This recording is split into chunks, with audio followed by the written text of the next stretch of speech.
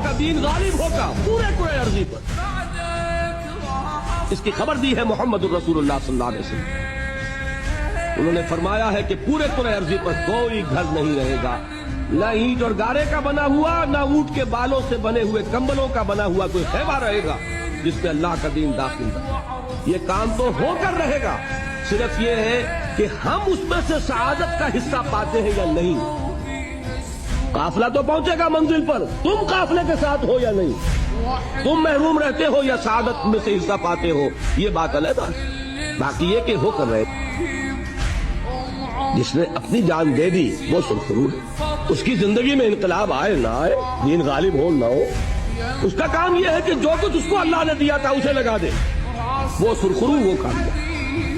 تو جان لیجئے یہ پہلی بات تو ہمارے لیے یہ ہے کہ ہم طے کریں کہ میری زندگی کا مقصد تیرے دین کی سرفراز ہے۔